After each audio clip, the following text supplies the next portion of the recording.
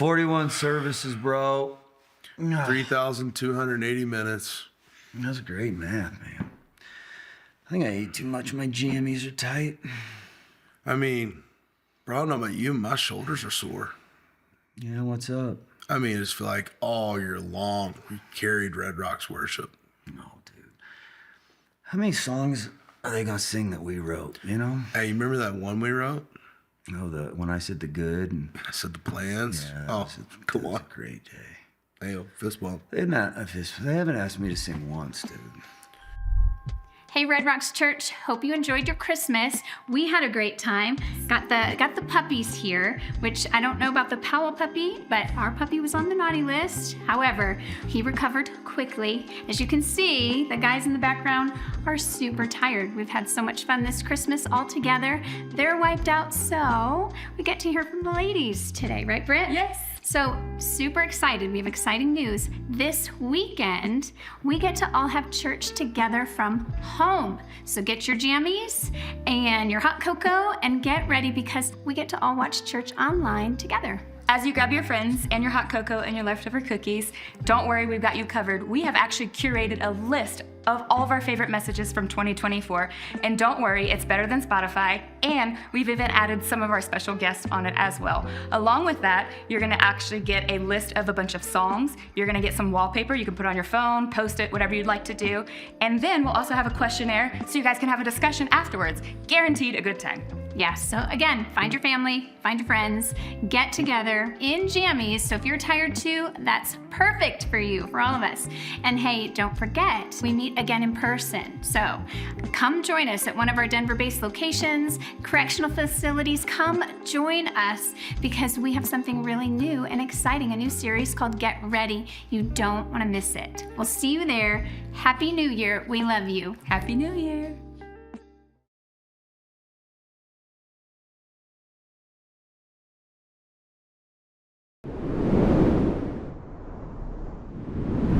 God's plan, are you willing to seek him for it?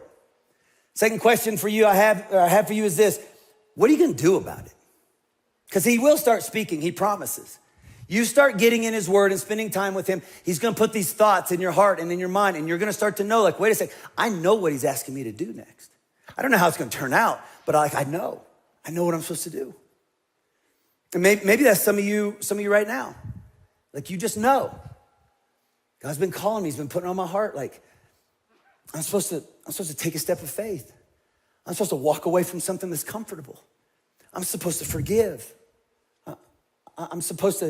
He wants me to start taking my health serious. I'm supposed to get healthy because he's got a lot of plans for me. I was recently telling Jill I eat pretty good all the time, to be honest, but every now and then I'll hit these little slides, mostly because she brings Krispy Kreme donuts to our house. And so I texted her the other day and I was like, I just ate my last ceremonial Krispy Kreme donut. I am now off sugar. But honestly, like, for me, it was, I need to declare this is when it starts. Like, I wanna see change in my life, and good intentions don't get me there. So at some point I have to go, I know what God's calling me to do. What am I gonna do about it? When am I gonna start? I gotta actually start. Real change, I'm gonna quote Douglas Weckerman again because I want to be like him. Real change begins where our very real excuses end. God says it like this: don't listen to God's word. You must do what it says. Otherwise, you're only fooling yourself. Some of you don't even have to spend a whole lot of time with God right now to know, like, there's some things he's already asked you to do.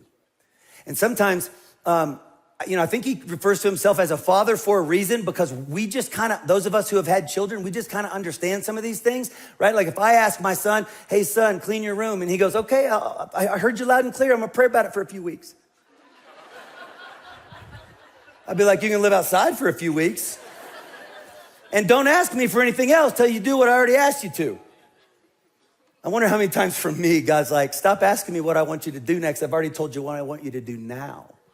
And when you do what I've told you to do now, I'll tell you what comes next. And so the question is, God, you have been speaking. For some of us, that you have been speaking. What am I gonna do about it? When am I gonna start? When am I gonna actually, you put it on my heart to get closer to you. And every year for the last 3 years, I've said I'm gonna do it. And I'm pretty much the same person every January the next year going, yeah, I really should this year. What if this year it wasn't a good intention? I did something about it. What is it that he's calling you to do, and what are you gonna do about it? Are you willing to seek him for it? What are you gonna do about it? And who are you gonna get to help you with it? Ecclesiastes 4 says this, 2 are better than one because they have a good return for their labor. If either of them falls down, one can help the other up, but pity anyone who falls and has no one to help him up. And I say this a lot, and I so mean it, man. We were created to pursue the plans of God with the people of God. Too many of us are turning our Christian faith into a solo mission when it was never supposed to be one.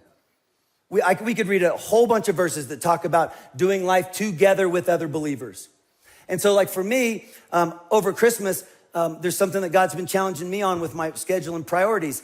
And so I came up here one day when the staff was off for Christmas break, and I wrote out the 8 most important things in my life. And I put them in order of importance in my life. And I've actually, and I'm getting this huge wall calendar, and I've asked my wife and my assistant and a friend to spend a day with me because I know that God's been telling me to get control of my schedule. And I've been saying I was gonna do it for 4 years, and I never have. And because I never have, I started to pay some prices. In fact, a couple days after Christmas, and I wasn't gonna say this, but why not? We're here. A couple days after Christmas, I had a really bad panic attack, like I haven't had in like 4 or 5 years. And you don't need to worry, I am fine. The really cool part is it was a tough night, and I ended up at an emergency room. Never went in, I just walked circles around it, a whole different deal.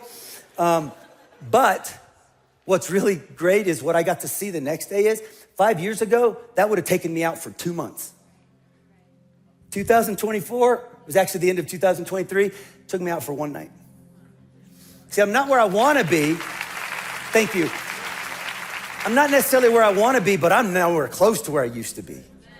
Some of you need to remind yourself that. We're told to walk by faith, not by sight. You can't walk anywhere unless when you fall, you get up and keep going. Somebody in here, you need to hear, you're forgiven. Get back up, let's go. You're forgiven. It's a new year, it's a new start. He's a God of new mornings, new mercies, new starts. It happened, let's go. You're forgiven, let's get back up. Took a step back, something hard happened, that's okay, get back up, let's go. We're gonna walk by faith. We're gonna go do what he's calling us to do.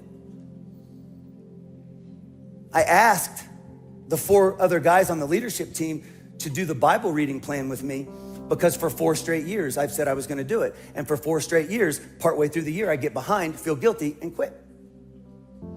I know it's not very pastoral, I'm just telling you. I read the Bible later that year, I just didn't say on the thing, just so you don't get too overly concerned. So I said, no. I'm supposed to pursue the plans of God with the people of God because that calendar I told you about, that felt like God was telling me to put my priorities in order. Number 1 on that list is closer to him. So I know that I need a little bit of accountability to help me do that. I know I need a little bit of accountability because on that list, and this shouldn't surprise you, but my boys are higher than this church on that list. But here's the problem. I've been saying they're higher on that list, but I haven't been scheduling my life as if I actually believe it. So what happens is I schedule everything for the church and all the speaking and all the things I say yes to and all the away speaking, here speaking, leadership, meetings, the deal, all of it. And then I look at my calendar and I go, I wonder if I could get away for a couple days, maybe with one of my boys this quarter. I look at my calendar and I'm like, not possible. That won't happen this year. I'm gonna spend more hours working at the church than I will with my boys. They're in school and we'd all go crazy if it didn't go down like that. But when I schedule my life this year, they're going on the calendar first. All right, now let's bring in work. That's the difference. I gotta actually do what God's calling me to do. And I gotta start now. Same will be true for you. I dare you to get in a group. Do like what I just did and grab some friends and go, hey man, would you help me pursue God on a higher level? Some of you, it's time to start a group. We're starting some new groups next month. Get on the app, get on the website. We'll train you and you'll be ready to start a group next month. We got to start doing this thing together. If we want to actually walk in the plans he has for us, it's not a solo mission. Are you willing to seek him for it? He's got a plan. You willing to hunker in? You willing to do some looking and some searching and some seeking and get serious about it? And then once he starts to speak, what are you gonna do about it? When are you gonna start? And who are you gonna get to help you? God says, I'm not playing games. I want you to experience life change. The story you'll tell, he says, I want you to hit January of 2025 and look back on this year and go, you're not gonna believe what happened. I actually took God serious this year. I actually started to seek him. He did some things. I experienced his plan. I walked in his plan. My life is different. Look what God did. That's the story he wants us to tell. We've got to decide if we're gonna get serious about starting the process. I wish my son could say this for me. Diakrino, I believe is how you say that. To separate, to judge, to waver. It's about what we would say we think doubt means, at least as far as one word goes, right? I'm gonna separate a couple of things and I'm gonna try to judge them and I'm gonna be wavering between them. So far, I think I'm in trouble, right? I mean, it doesn't feel good. And so what doubt says is, and see, we could falsely assume, go ahead and put that thing up there. We could falsely assume, again, if we're not reading these verses in the context of everything James said, we could falsely assume, here's what he's talking about. Here's where I'm wavering. I prayed, and I'm gonna use something very simple to hopefully keep as much emotion out of tonight as possible. I'm gonna say this. I'm praying that God would heal my headache. I have a pounding headache.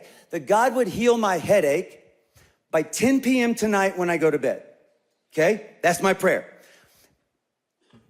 If all I read is what we just read, and I don't read the rest, it would be easy to assume if I have any doubt that creeps up in my mind, if I have one little doubt that says, I know I really wanted him to cure my headache by 10 p.m., but I'm not totally sure he will. I'm not totally sure that the outcome will be exactly what I prayed for. That must mean I'm the doubting, double-minded person, and Jesus is never gonna answer my prayers. Again, you could come to that conclusion if those are the only verses you read.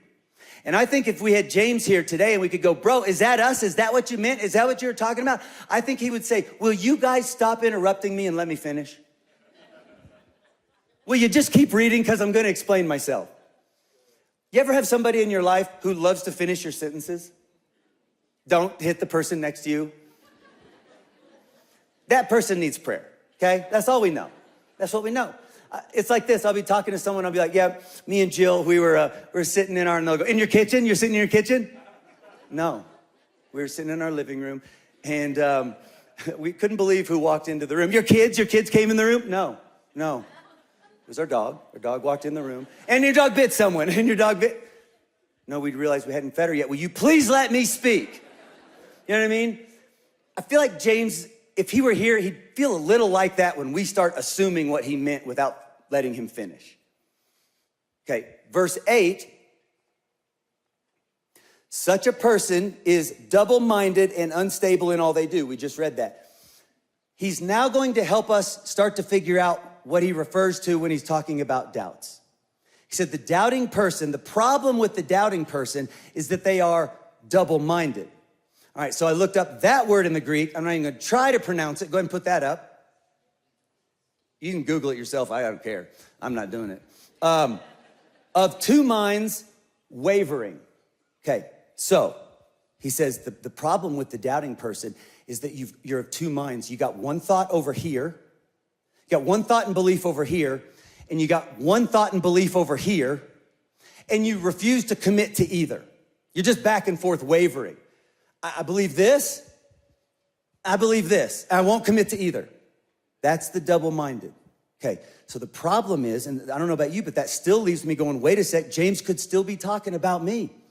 Maybe the double-minded is that. I prayed that the headache would be gone by 10. Some doubts slipped in there, and I don't actually know if it's gonna work out that way. Maybe I'm the doubting, double-minded person, and he's never gonna answer my prayers. I think James would say, stop, let me finish, keep reading. If you read all the way to chapter 4, James goes, see why I wanted you to let me talk? I'm gonna explain to you exactly what I meant by double-minded. James 4:4, you adulterous people, don't you know that friendship with the world means enmity against God? Therefore, anyone who chooses to be a friend of the world becomes the enemy of God. Verses 7 and 8. Submit yourselves then to God. Resist the devil. He's saying, I want you over here submitted to God. I do not want you over here living as the world would have you live, where Satan is in charge. Resist the devil and he will flee from you. Come near to God and he will come near to you. Here it is. Wash your hands, you sinners, and purify your hearts, you double-minded. That's what he's talking about. The double-minded doubter, he's not talking about praying for a specific request and some doubts sneak into our intellect and go, I don't know if the outcome will be exactly what I asked for. He's talking about people who believe in God or don't believe in God. So when he says believe and don't doubt, it's not believe that your request is going to be exactly what you asked for. The believe and don't doubt is believe in God or don't come ask. Don't come waste his time. Because what is happening here is James is writing to people who would do this. This is going on all over the place. I'm going to come over to James's God because I need some rain and the crops and maybe a little wisdom. And then the truth is, though, they spend the rest of their time, they're going to sorcerers and trying to get wisdom. They're going to false gods and trying to get wisdom. And they're like, I really don't believe in James's God. I don't think he's the way. I don't think his word can fully be trusted. I'm not trying to get wisdom from him. But then every now and then I just throw up a Hail Mary. Yo, can I get some wisdom? And James goes, don't waste God's time. If you're not going to commit your life to God and actually listen to his wisdom and do what he says, don't waste his time and come ask. That's what he's talking about. And keep this in mind. This is Jesus' younger brother, James. He's just repeating what he heard his older brother say in Matthew, that we now call Matthew 6, where he said, you cannot serve two masters. Elijah in 1 Kings. Now, this is something that if you haven't been in church for a while, you're like, huh? If you've been in church for a while, you might remember this. In the Old Testament, there's this guy named Elijah, and he was a prophet. He would speak on behalf of God, and he takes a whole bunch of people up to a hillside one day, and it's actually really funny because he's like, let's build an altar for you and an altar for me and my God. And if your God's real, he'll strike it from heaven and it'll catch on fire. And if my God's real, he'll strike it from heaven and it'll catch on fire. And he mocks them and he makes fun of them, and then God, and everybody's like, oh my gosh. But his whole point was either serve God or serve Baal, but stop going back and forth. Commit. That's what James is saying. If you aren't going to commit your life to God and trusting his word and his wisdom, then don't waste his time and come ask for it. Has nothing to do with praying a specific prayer and then a little intellectual doubt slips in and now I'm not sure if it's going to happen. It's completely bad theology. And this messed with me really bad. And this is why I want to explain this. Because I know this stuff. I've studied this stuff for a long time. I know what I believe. I know why I believe it. Now, may I get to heaven someday? And God goes, you screwed that up. Sure, maybe. But I'm just telling you, I know why I believe what I believe. But again, 3 years ago, I got it real twisted in my mind. As you know, if this is your church, about 3 years ago, I was given a diagnosis of having an incurable, apart from God, an incurable degenerative brain disease. Okay, it wrecked my family, wrecked me. It was hard. And I've gotten a lot of messages recently, and actually people have been saying, hey, can you give us an update? And so I don't try to talk about it a bunch, but for those of you who have been praying, thank you so much. I'm doing really well. I'm taking medicine 4 times a day. I pray for a miracle every day, but right now I'm doing good. I'm actually going to the Mayo Clinic tomorrow for 3 days to meet with some neurologists. So thank you for praying. And if you haven't, man, I'll take your prayers because I am believing for a miracle. But so I get this diagnosis. And I'm going outside every morning on my back porch. I'm like, God, would you please heal me? Would you please heal me? Would you do a miracle? Would you do a miracle? Would you do a miracle? Let's prove the doctor's wrong. And all of a sudden I started thinking about, wait a sec. What if those one people way back then, what if they were right? And what if I do have to have perfect faith? Is God not going to answer my prayers? Because if I'm honest, there are days when I feel 10 feet tall and bulletproof. Put me on a polygraph test and I'll tell you, I think God's going to heal me this side of heaven. But also, if I was honest, I'd have to tell you that there's days when I'm really struggling and I get all caught up in my head and I go, I don't know. I don't know. And so I got really nervous and I called my friend, Pastor Craig, and I said, Pastor Craig, I told him everything. I said, does this mean I don't have real faith? He took me to Mark chapter 9, where I'm about to take you. He said, Sean, let me tell you something. Real faith is not pretending that a doubt never seeps up into your mind, trying to will it away. That makes your prayers all about you and your efforts, not about God. He said, real faith is, I hurt, I have doubts, there is pain, I'm confused, I'm sad, I'm mad, and I still go to God with all my trust and with all my worship. That's real faith. And that, Red Rocks Church, is good theology. 2 Kings 4:26-30, run at once to meet her. So what's happening here, Elisha saw her coming. He saw her coming, and he said to Gehazi, his servant, he said, run at once to meet her and say to her, is all well with you? Is all well with your husband? Is all well with the child? And she answered to the servant, all is well. And when she came to the mountain to the man of God, she caught hold of his feet. And Gehazi came and pushed her away. But the man of God said, leave her alone, for she is in bitter distress. And the Lord has hidden it from me and has not told me. Then she said, did I ask my Lord for a son? Did I not say, do not deceive me? Then he said to Gehazi, tie up your garment, take my staff in your hand and go. If you meet anyone, do not greet him. If anyone greets you, do not reply, and lay my staff on the face of the child. Then the mother of the child said, as the Lord lives, and as you yourself live, I will not leave you. So he rose and followed her. So here you have this woman who is devastated.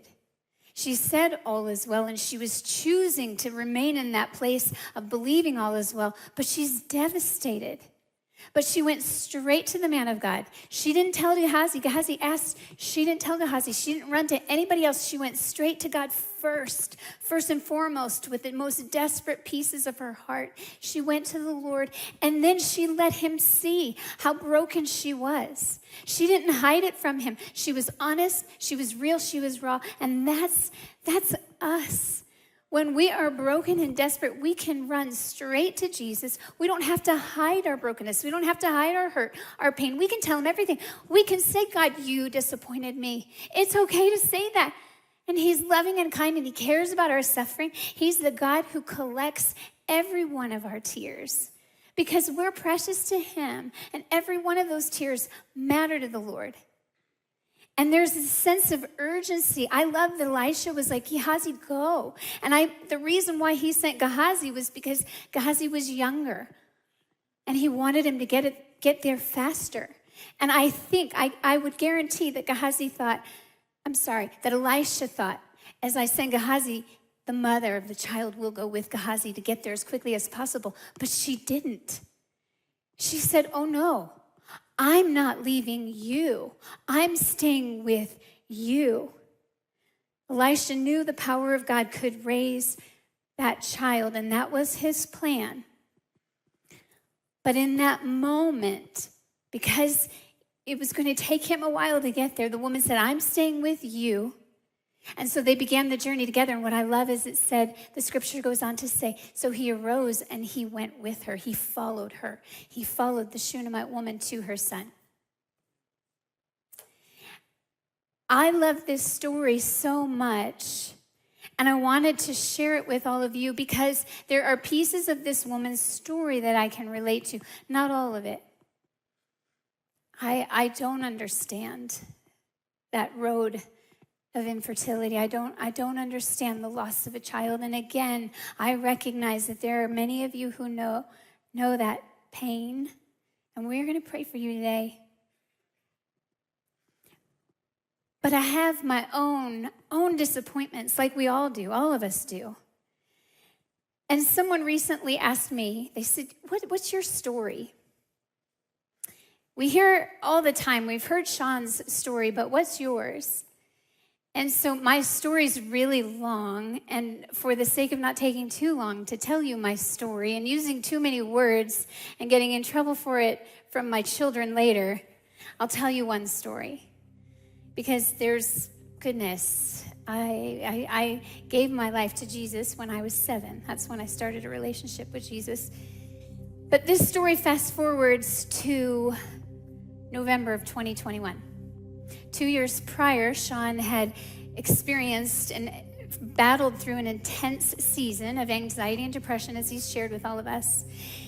And then as he stepped back into the office here, it was January of 2020, and we all know 2020 was wild and don't need to go back there.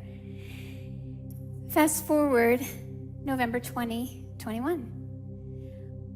We hosted the very first Beloved Night. Beloved Night is the women's gathering that I get to be a part of here. And it was such an exciting night because we opened the doors, and it was really the first time since COVID that we could open the doors and not have to worry about all the regulations and rules. And the house was packed. Like, I stepped on that stage and it was breathtaking because I hadn't seen the room so full in months and months. We had to open up overflow. That's how packed it was. The packed house into the overflow, and it was an awesome night. The very next day, I went home and I was writing in my journal and during my quiet time that morning, and I am inconsistent at writing in a journal, but I did write that morning, and I was just, Lord, thank you. What an amazing night last night. You did so many awesome things. I can't wait. I'm so excited for what's ahead.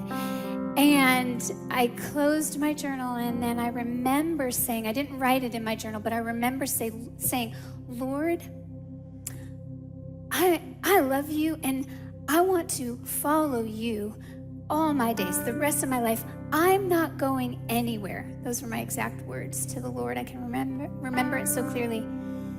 Later that afternoon, I was at lunch with one of the wives here from our staff, and at lunch, Sean called, and I could tell he wasn't himself. And he asked what I was doing. I said, well, I'm at lunch. He said, well, as soon as you're done with lunch, can you come home, please? And I knew for him to ask me to come home, that was just unusual and something was going on. So I got home and he was sitting in his office just by himself and quiet. And he said, well, I just saw a neurologist, and the neurologist thinks that I may have ALS, Lou Gehrig's disease. And we were shocked. We had no words, and obviously just didn't know what. I had no words. And we had to sit in that place for a month while they did all of these testing, just not knowing, wondering. And then it was a matter of 6 months before we finally figured out what was going on. And we know today it's not Lou Gehrig's disease, thankfully, but we know today he's fighting a battle called Parkinson's disease. And I was actually so grateful. The morning Sean told me that he had gotten this awful news, or the afternoon he told me he got this awful news, I was so grateful that just that morning I had said, Lord, I'm in this for the long haul. I'm not going anywhere. Because it was in that moment, I know the Lord reminded me, okay, you're in this, but I've got you. And I think, again, this woman's story just so resonates with me because I know so many of us, we have experienced like real disappointment, real hurt, real pain, but there's something so special and so beautiful about saying, I've decided to follow Jesus, no turning back. Because it's in that place, you'll see on the daily, it's amazing how the Lord will speak through someone. Or the minute I open my Bible, not the minute, not always, but often, when I need a piece of encouragement the most, the Lord will give it to me most of the time through Psalms. So if your soul is weary and downcast, one Psalm a day. But time and time again, the Lord will speak through a friend or a scripture, sometimes even a stranger. Just a week ago, I was having one of those days, and someone in an office somewhere said, you didn't even know me. You have a really sweet spirit. And it was just what I needed in that moment. And that's how the Lord is. When you choose to do life with Him, when you choose to prioritize a relationship with Jesus, when you choose to live in this place of saying, okay, all is well. This is not, but my God is well. My God is peace. My God is hope. And so therefore, I am okay. I am well. And there's something so powerful about saying, I've decided that I'm not going to turn back. And as you do, you will again and again and again see the kindness of the Lord. What lens do you choose to use when you have to face pain?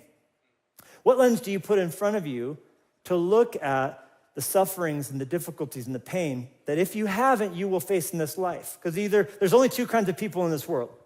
People who are currently in pain and people who are going to be in pain. And you say, Levi, that's not very positive. No, I'm positive. You in fact will suffer hardship in this life. And I want to submit to you that the lens or the telescope that you should use to view pain through is the lens of faith, or as I put it in the book, to look at your pain through the eyes of a lion. Why a lion? Lions see very well. They see approximately 6 times better than a person can. And that's for a number of reasons. One of which is that they have a higher percentage of rods than cones in their eye. They also have a pupil that can stretch 3 times wider than the eyes of a human being. But my personal favorite is the fact that every time you see a lion, they have white under each eye, like this one here. Literally, it's like the opposite of eye black. How an athlete would put eye black under their eye, God put eye white under the eyes of a lion, and it does the exact opposite. A football player will do it to minimize glare. God put it under a lion's eyes to maximize glare, so that whatever light exists, however faint it might be, it's maximized to boost as much light coming in. So to where you and I would see someone far away and go, I don't know, is that Bill? Is that Sam? Is that Tina? And a lion would go, I know exactly who that is. That's lunch. That is lunch for me right there, right? They see incredibly well. They don't see well, though, because they have a headlamp.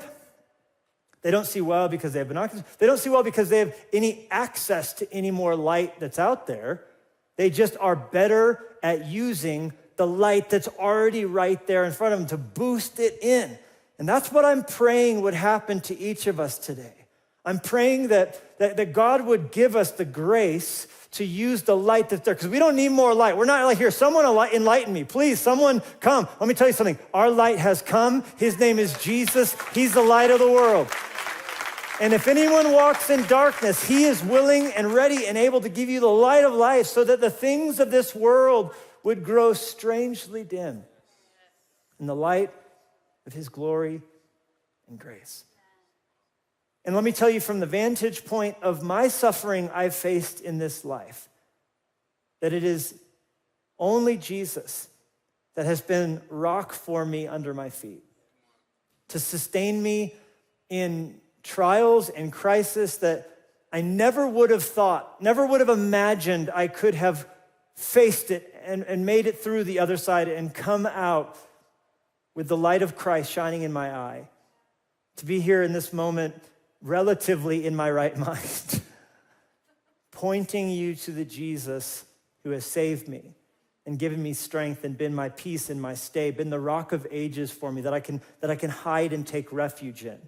And stand here before you to say, nothing in my hand I bring, but simply to thy cross I cling. In 2012, the circumstances under which this message was forged in tear-stained journal entries for me. That's how this book, people say, how'd you write this book? I wrote it one journal entry at a time where I was collecting the oxygen bottles that had sustained me in the ocean of grief I was swimming through. And I just took note of any time something encouraged me or gave me lift that sustained me for a few moments in the grief journey through the first year after 2012. December 2012 was when our little girl, Linya, went home to be with Jesus.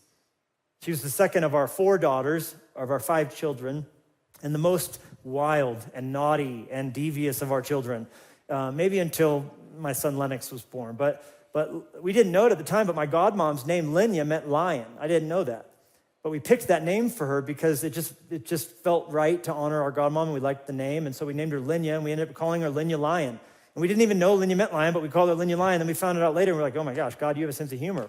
And she always had this messy mane of hair, and she got, from me, asthma. I've had asthma since the 3rd grade. Any asthmatics in the house? Anybody honest enough to say, I got asthma? Hey, this is your moment. Don't raise it timidly. Be like, asthmatic and proud. Come on.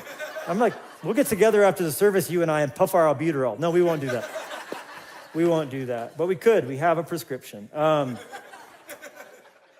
My asthma, I gave to Linya through genetics. Unbeknownst to me, it would end up being the vehicle by which God would bring her home to be with Jesus in heaven. As 5 days before Christmas, on a Thursday, when we were wrapping Christmas presents, Jenny and I were on a date for the kids. We were wrapping presents. They were with Grandma. We went to pick her up. She was in the midst of an asthma attack that grew serious and then grew fatal. As she stopped breathing entirely, and then while I did CPR and we prayed desperately for God to give us more time with her, she left her body, going home to be with Jesus in the arms of the angels who brought her to paradise. We know for her it was the greatest moment of her life as she woke up from the sleep of this life, as she got to be with the one who, to be in his presence is fullness of life, and at his right hand pleasures evermore. She got to spend that Christmas with the birthday boy that we from a distance were singing to in the Spirit. But for us, it was the greatest crisis and the most pain-filled thing we could ever imagine, as we spent Christmas trying to pick out a cemetery and purchase a casket and things that you never in your entire wildest dreams would think of doing for your child. In the English language, we have verbiage for a widow or a widower. We even have language for someone who's an orphan. But to my knowledge, there's no word to describe a parent who has to bury a child. And perhaps it's fitting, because what word could contain such horror? And yet, in the midst of our greatest nightmare, we were sustained by the power of the gospel and by the hope and the mighty arms of Jesus, who even then, as we were suffering and grieving, was holding our daughter. And my report from the pain is that it sucks, but God is good even then. And what I want to give to you is, in these few moments that we have together, are some of the things that really helped us. This isn't like, soft and a throw pillow I have for you. I didn't come with any of that. I came with concrete and rebar, so that when the storms of this life rage against you, it will be scary, it will be painful, it will be awful and terrible. I'm not here to put a nice face on an ugly thing and go, it's gonna be okay, right? But I am here to say that you can still be standing even when F5 tornadoes bear down on your life, because Jesus said, in this world, you're gonna have tribulation, but be of good cheer. I have overcome the world. How? Because Jesus is the resurrection and the life, right? He doesn't just offer resurrection, he is the resurrection, and he will be that for you, and he will be there for you on the darkest days that you can face. Nehemiah correctly puts God at the center so that God can carry all the weight. See, everything that would follow that is what we tend to make the story about. Nehemiah rightly puts God at first. What's first becomes center. What's first determines order. What is in order often affects impact. He puts God at the center. So what happens when we put other things at the center? I decided to do a little work for you. Check this out. This is what happens when we put other things at the center. First is we can become self-centered. Self-centered. Now, it is applauded today to say things like, oh, I'm just insecure about this, right? Like if your friend tells you that, you're like, oh no, let me encourage. No, you don't need to be insecure. You're awesome. You're great. No. You put yourself in the wrong position. Okay, have a great weekend. Right? No. See, when I become insecure, it's because I put myself in the center. Because I thought it was about me. That's why I'm insecure when it's not. Or if I become looks-centered, I become unsatisfied. That one's tough for me. Since I can remember the age anywhere from 10, I've struggled with the way I look. I can remember what it would be like when mom would bake cookies and I'd crush 24 of them things, right? I remember being on the swim team. I was voted most buoyant, right? I want you to laugh so I don't cry this weekend, right? But it's a real struggle. I'm getting older. I look different. My wife married me, I was 155. I'm a ways from that now.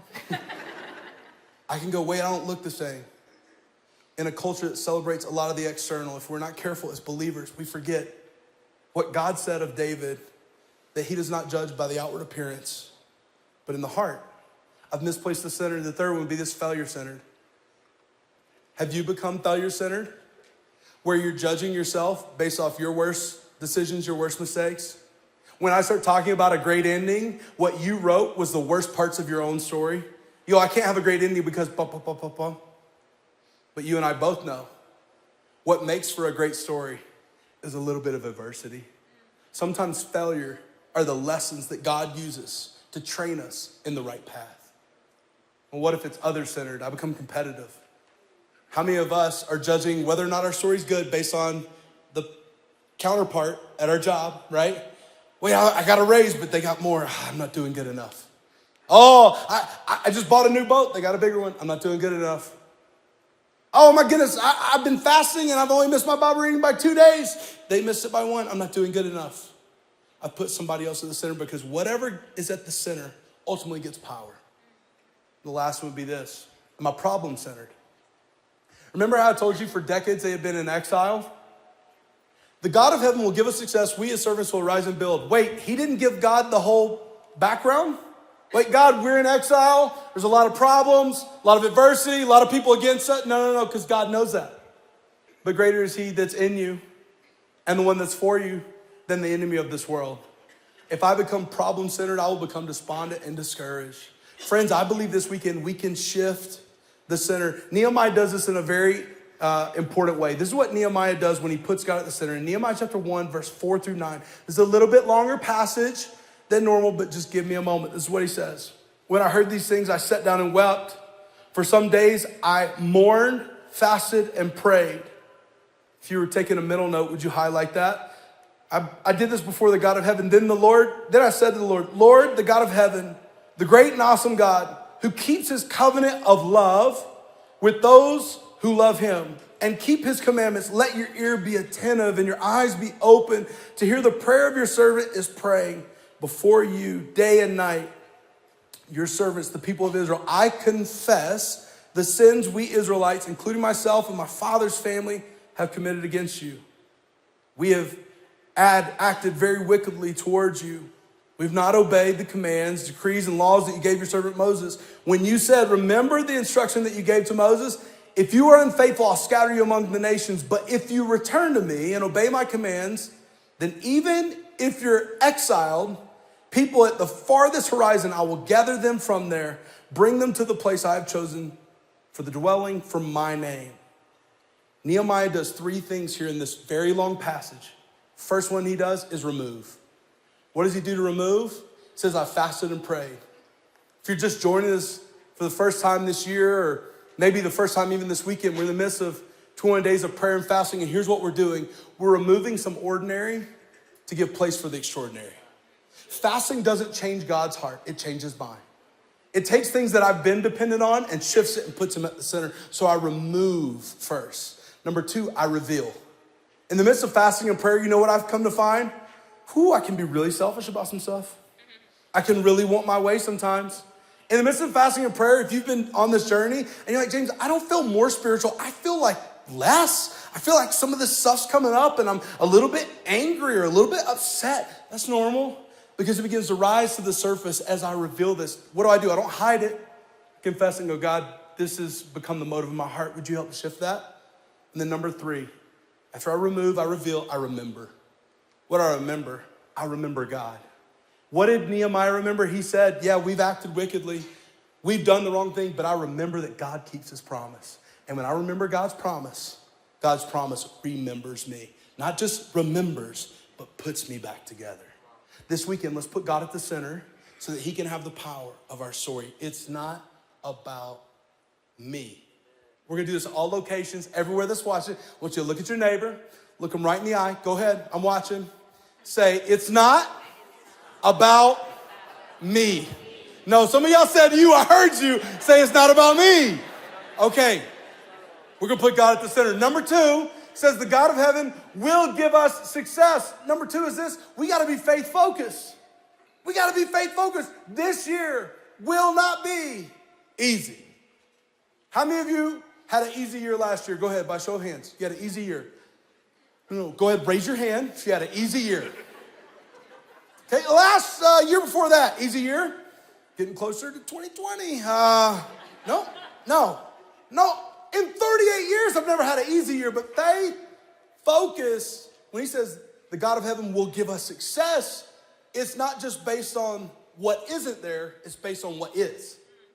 See, it's not based on, well, we don't have a wall yet. It's based on God is with us. And if God is with us and he is for us, then anything is possible, right? So I'm facing some big problems, but I got big purpose. He said, no. I got faith to move forward. What does it look like for you and I to live a life that's faith-focused? There's two types of faith, right? In my heart, I go, there's a faith to go, God will. There's a faith that actually goes, God won't. We just described it this way as fear, right? God has not given us a spirit of fear, but of power, love, and a sound mind. So sometimes the enemy of our faith is fear. I'm not talking about being afraid. There's some things you should be afraid of. I'm talking about living a life of fear. Fear says, what if? Some of you have already felt this way this year. Like, what if happens? And you will live so stressed out about the what if, that then if the what if doesn't happen, you're almost disappointed that the what if didn't happen and your fear is not real. You're like, I wish the jacket in the corner that I thought was a human late at night was actually human because I wouldn't feel crazy, right? You ever turned on the light before? I'm like, oh, it's a jacket in the corner, right? We'll live a life of faith, turns the light on in the midst of darkness, doesn't allow the enemy to work in fear of a what if. Faith is even if. Even if I go through hard times, if I go through hell and high water, God is with me. If I feel broke and alone, I can be reminded God's with me. Some of y'all this week should get a little faith focus and go, it does not matter what comes my way. I know who is with me and for me. And because of that, I can say, even if. Even if. Oh man, that may be my next tattoo. I don't know. Even if it happens, I'm still going to be here. See, Nehemiah didn't have it easy after Nehemiah chapter 2. Let me give you some of the adversity that he faced. It's unbelievable. It says this, in chapter 4, verse 1, he faced criticism. In chapter 4, verse 8, discouragement. Chapter 4, verse 10, fatigue. Chapter 4, verse 10 again, frustration. Chapter 4, verse 11, fear. Chapter 5, verses 1 through 5, division. Chapter 6, verse 2, distraction. Chapter 6, verse 6, defamation. All the things you've been worrying about, even if, what if? Nehemiah had a lot of the what ifs happen to him, but he had a heart set on even if. Even if it happens, even if you leave me, I'm still gonna be here. Even if you feel like the work can't be accomplished, I'm still gonna be here. He had these two people show up one time and they just started mocking him. They were like, you're building such a flimsy wall, Nehemiah. A fox could run across it and it would knock it down. Ha, ha, ha, ha, ha. This is what Nehemiah said to him in Nehemiah chapter 6 and verse 3. You ready for this? So I sent messengers to them with this reply. Oh man, I love this. I am carrying on a great project and cannot go down. Why should the work stop while I leave it and go down to you? See, no, some of us did not get the savagery of this scripture. Nehemiah just had a clapback in ancient times, right? He said, why would I waste my energy and the time that God has given me to forward my purpose by griping and complaining with you? There are some arguments this year that you just need to go delete. There are some things you just need to go unsubscribe. I don't have time for that, right? I don't have time for it this year. Why? Because if I give my time to the wrong things, I won't have the energy to fight for the right things. This year, I just ain't got time for some of this stuff. Why? Because it's not my battle. If it's not my battle, it's not my fight, then I'm gonna let God battle and fight for me. Nehemiah knew that his job was the wall. God would handle the other work. What's God called you to this year? Remember, can you change? Yes. Does God have a plan? Yes. So if I'm gonna have an ending, I gotta focus on those two things, not everything else that's surrounding it. This is what Satan wants. He wants you to walk just ridden with anxiety and feel no peace. That's his plan for your life. He wants you to suffer from extreme depression with no joy. He wants you to have this utter feeling of hopelessness in your life. He wants to convince you that God doesn't have a plan for you. He'll whisper lies. He's called the father of lies, the author of lies. He'll whisper lies in your head that says, God doesn't care about you. God doesn't have a plan for you. God doesn't want you. Look at what you've done. Look at your mistakes. Look at your regrets. Look at your habits. Look at your life now. He doesn't have a plan for you. And Jesus steps up in the middle of this crazy party on the very last and most important day of it and says, I'm the light of the world. And everything that Satan's trying to whisper in your ear, it's a lie. I can set you free. I can change your life. I can bring you out of darkness and into the light. And the third thing that every person there listening would know that Jesus was saying is he was saying this, I can give you heaven forever. See, we just read light of the world, but they knew what Isaiah the prophet had said about the one that was going to be called the light of the world. So they knew exactly what he was claiming. Let's jump over to Isaiah 49, verse 6. I will make you as a light for the nations. There it is again. That my salvation may reach to the end of the earth. When I send the one who's the light of the world, he's going to bring salvation to the entire earth. They knew exactly what Jesus was claiming. Psalm 27:1, the Lord is my light and my salvation. He says, listen, when I'm saying I'm the light of the world, we're not talking about a party anymore. He says, I'm talking about you, your life, your family, your future, all of it. I am the chosen one. I can give you a new life. I can set you free and I can give you heaven forever. And church, that's good news. But there's a stipulation. I don't know if you caught it. We're going to read it again here in a second. There's a stipulation. You know, this isn't for everybody. Some of you are like, wait a second. That is not a churchy thing to say. It's intended for everybody, but not everybody will experience it. There's a stipulation. It's like, I'm from Kansas, so I drive a truck. That's a no-brainer, okay? I have this truck that I have just loved for like 10 years.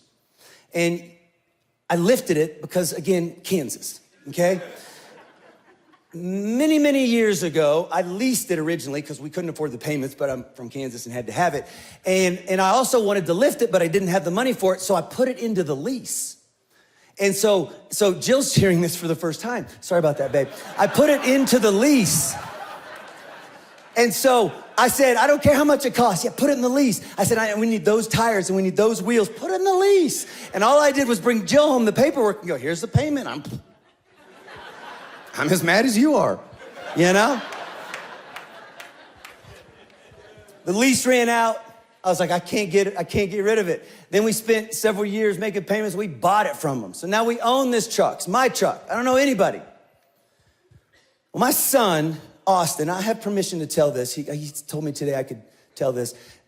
He did just have his wisdom teeth pulled and is on pain medicine, so he might not remember it a week from now, but that's neither here nor there. He came to me last year and he said, Dad, I want to drive your truck. I was like, whoa. I love you, but that's a different level. Can you handle this truck? I can handle it. You gonna take care of this truck?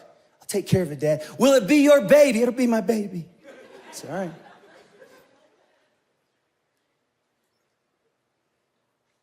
Gave him the keys.